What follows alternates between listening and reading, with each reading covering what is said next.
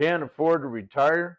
What to do before you're forced back to work? If you can't afford to retire, you're already retired, and the numbers are getting tight. I want you to hear this first. Don't panic. Panic makes expensive decisions. This video is not financial advice. I'm not here to tell you when to claim your social security, whether to sell your house, what account to touch, or what job to take. It's not my lane. This is a practical starting point. Because if the money is not stretching far enough, the worst thing you can do is avoid looking at it until life forces your hand. You don't want to wait until panic pushes you back into any job that'll take you. You want to get ahead of it if you can. Find the gap, check the leaks, look for help that already exists, think through small income options, make decisions with a clear head instead of fear driving the truck. Let's get organized. Number one, find the real money gap. The first move is not to guess, it's to look. I know that can feel rough. A lot of people avoid the numbers because they already know it's not great. But avoiding the numbers does not make them kinder. It just makes the problem harder to steer. So start simple, one page, money coming in, money going out. That's it. Income might be SSI, pension, retirement, disability withdrawals, part time work, help from family, anything else that actually shows up. Expenses are the bills, housing, utilities, food, insurance, prescriptions, gas, car payment, phone, debt payments, taxes, everything that leaves. Don't use fantasy numbers. Hold the bills, look at the bank statement, write down what really happened last month. Then compare the two sides. If the money going out is bigger than the money coming in, now you know the gap. Maybe it's 200 a month. Maybe it's 800. Maybe it's more. The truth matters, not because it's fun, because now you're dealing with the real target instead of a fog bank. The next clean step, write your monthly gap on paper, not in your head, on paper. That's the number you're trying to solve. Number two, check the leaks before making big moves. Once you know the gap, look for leaks. Not shame, not blame, leaks. There's a difference. A leak is money leaving quietly while you're busy dealing with life, subscriptions, old memberships, insurance renewals, phone plans, internet plans, delivery fees, bank fees, storage units, services you forgot about. Small stuff can add up, but I want to be careful here. Some people's budgets are already cut close to the bone, so I'm not going to act like canceling one stream service fixes retirement. But even if the budget is tight, it's still worth looking at. Sometimes there are leaks, sometimes there aren't. Either way, you need to know. Then look at bigger expenses carefully. Housing may be the biggest one. A car payment may be the biggest one. Insurance may be a big one. Debt payments may be eating the room. But bigger moves need more caution. Downsizing might help some people. For others, moving costs, taxes, rent, family, health, location, and stress may make it a bad trade. So don't let fear sell your house for you. Don't let a YouTube video make that decision either. Get the numbers, talk to qualified people, think it through. The next clean step, pick one bill category today and review it. Phone, insurance, subscriptions, utilities, food, one category, look for one possible leak, then move to the next. Number three, check health and resources before pride blocks the door. This one matters. A lot of people worked hard their whole lives and still feel embarrassed asking what help exists. I understand that, but checking resources is not a failure. It's information. There may be programs in your area that help with prescriptions, utilities, food, transportation, property taxes, home weatherization, caregiving, or other needs. Availability depends on where you live, income, age, health, household size, and local rules. So don't assume, check. Good places to start may include your local area agency on aging, benefits.gov 211, your county human services office, local senior services, libraries, churches, nonprofits, and community organizations. The point is not to grab everything. The point is to find out what exists. You may qualify for nothing.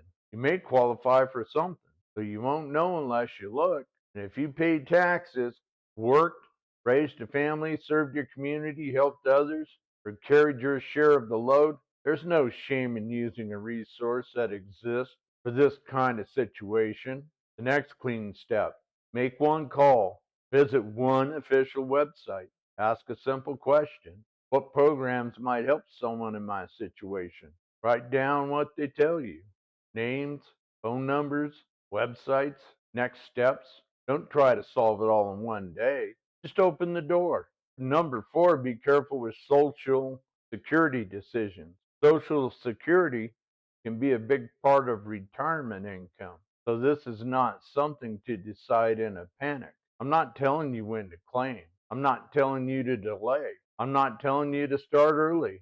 The decision depends on your age, your health, work plans, spouse situation, income needs, taxes, and a bunch of personal details. But I will say this: know the basics before you make the move. Use official Social Security resources. Create or check your Social Security count. I did mine online. It's a piece of cake. Look at your estimated benefits. Ask questions. Talk to people if you need help. If you're already receiving Social Security and thinking about working again, check the rules that apply to your situation. There may be earnings limits depending on your age and benefit status. There may be tax issues. There may be Medicare or benefit questions. Don't guess. Guessing can get expensive. The next clean step: go to the official Social Security website or contact Social Security directly and gather your own numbers. Not rumors, not comments, your numbers. Then make the decision with a clear head. Look for small income before desperation chooses for you. Number five, look for small income before desperation chooses for you. If the monthly gap is still there after checking expenses and resources, then money may need to be part of the answer. But that does not always mean running back to full time work you hate. Sometimes it does. Sometimes there's no easy option. But before desperation chooses for you, look at similar, steadier possibilities: part time work, seasonal work, customer support, local delivery if it fits your health and vehicle situation, tutoring, helping a small business, repair work, caregiving support, pet sitting, house sitting, selling items you no longer need, maybe in that storage unit you're paying rent on, freelance help, bookkeeping, scheduling, training, consulting, teaching what you know, small service work in your local area. None of these are magic. Some may not fit. Some may pay too little. Some may be too physical. Some may create tax, insurance, safety, transportation, or schedule issues. So check first. But the goal is to find income that fits your real life better than panic work. Maybe you need 300 a month. Maybe you need 600. Maybe one steady part-time shift helps. Maybe a small service does. Maybe selling unused items buys time, but does not solve the whole gap. Be honest about what each option can and cannot do.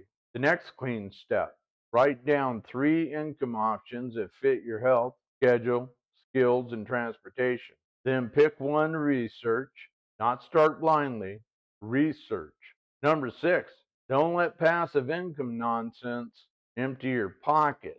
This is where I want to wave the red flag. When people feel retirement pressure, the internet smells fear. Suddenly, everybody has a system, a course, a secret, a guaranteed plan, a passive income miracle, a side hustle that makes money while you sleep. All I'm saying is be careful. If someone is promising easy money to scared people, slow down. Ask questions. What does it cost? What are the risks? How long before money comes in? What skills are required? What happens if it doesn't work? Are there refunds? Are there contracts? Is this person making money from the business or from selling the dream of the business? The last question matters. There are real ways to earn extra income, but there are also plenty of shiny traps. Don't drain savings chasing a shortcut. Don't borrow money for a dream you haven't tested. Don't buy equipment just because one video made it sound easy. And don't hand your truck keys, spare room, tools, or retirement money to strangers without understanding the risks. The next clean step: before spending money on any income idea, write down the cost, the risk, the time required, and how you would get paid. If that page looks fuzzy, don't buy yet. Number seven, make a 30-day breathing room plan. Big retirement problems can feel overwhelming, so don't try to solve the next 20 years tonight. Make a 30-day breathing room plan. One page. In the next 30 days, find the real monthly gap. Review one expense category each week. Check at least two official resource pages. Gather your Social Security or benefit information. Research one small income option. Talk to one qualified person if a big decision is on the table. And talk to someone you trust so you're not carrying this alone.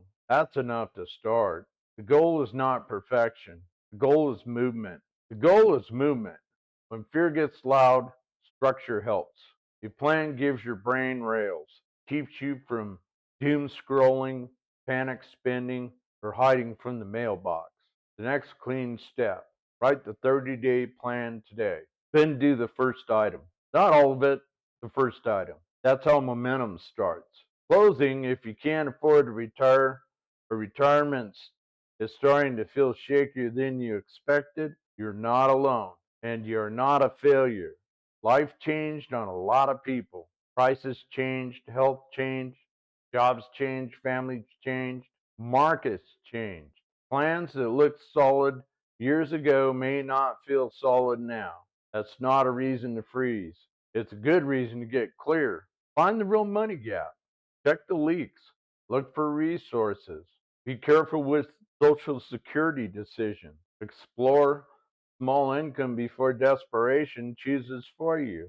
Avoid shiny passive income traps. Build a 30-day breathing room plan. One page, one call, one bill, one question, one clean step. Life doesn't give refunds. So we quit staring at the receipt and start building with what's left. This helped. Hit the like button so YouTube knows to show it to more people who may need it. Subscribe if you want more plain spoken videos about work, money, retirement, starting over, and finding the next clean step after 50. And leave a comment telling me what part of retirement feels hardest right now. I read as many as I can, and your comment may help somebody else feel less alone. This video is for general information and education only. Your situation is your own. Use official resources. Check current rules. Talk to qualified professionals when needed. Make the move that fits your life. Thanks for watching, and I'll see you on the next one.